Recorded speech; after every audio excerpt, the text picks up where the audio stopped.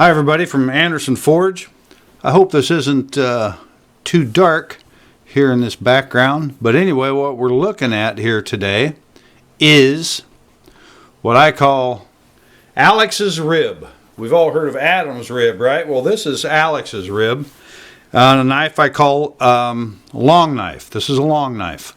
And I had a client here. Let me say this right away. Might be looking at this sheath here in the background.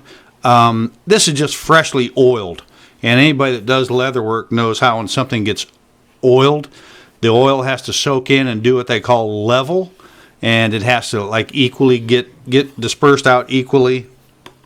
Let me put this in here throughout the leather, and it hasn't had time to do that yet. I don't know how many days it will actually take, but this is some Wickett and Craig brown drum dyed leather, and I oiled it, and it just looks kind of weird at this time. So anyway, that's got to get leveled and it'll all be good. So I'm just going to set that aside. So back to this knife. About 1 out of every 200 people are born with an extra rib, and it's up at the top, up by your collarbone, and it impinges on nerves with some people, and they have to have them removed. Well, in fact, this is that rib. This guy sent me, he and his lovely wife sent me this piece of, excuse me, you know what, I'm sitting here thinking, doing this video, when I put this on, do the final editing, I'm going to include a picture of the bone, of the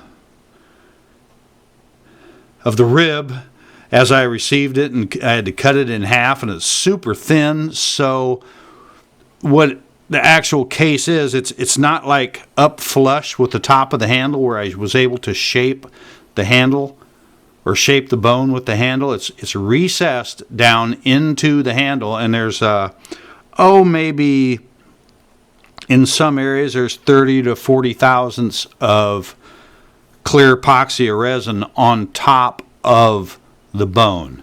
Anyway, so there's that, right? And this is a knife I call long knife. It's about an 8-inch blade, 8.5-inch blade or something like that.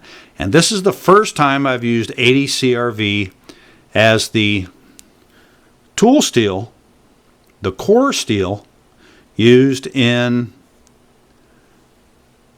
a laminate San-Mai. And the stainless steel is 410. There's just some really radical, nice carbon migration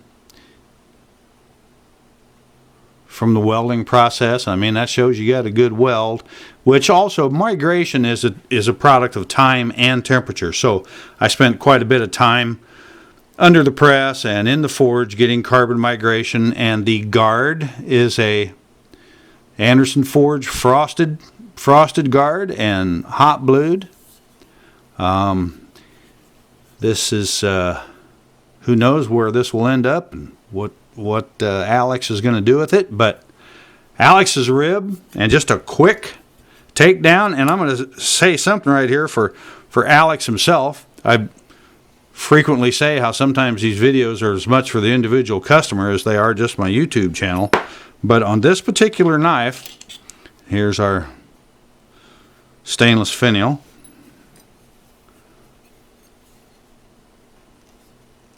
And I like to hold this cutting edge toward me, right, and put my thumb against that guard and sort of push the handle. As I'm pulling, the handle's in my hand, I push the handle away. Okay? Now, this is pretty secure fit on that guard. So, the way this thing assembles the most nicely is, this is the knife with the Andersen side, right? I'm going to put the guard on, and I'm going to put this pin in, no, I'm going to put, what do I do? Now I'm confused. Oh yeah, I'm going to put the pin on the JS side, my Journeyman Smith side. The pin goes in the guard. On the handle, the pin goes on the Andersen side. And you'll notice one sticks out a lot farther than the other. And that means the long one sticking out the most is going to go into the handle before the one in the handle goes into the guard.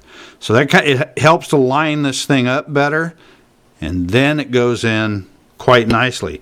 If you reverse that, it's actually a bit of a challenge. So I had to learn that myself. Those of you who have an Andersen forged knife and frequently do take them apart like they're designed to be cleaned and so forth, understand what I'm saying. So anyway, I just take it down to where it's snug, tweak it, and it's a done deal. So, Andersen forge, long knife, Alex's rib. It's going to be cold. Y'all take care.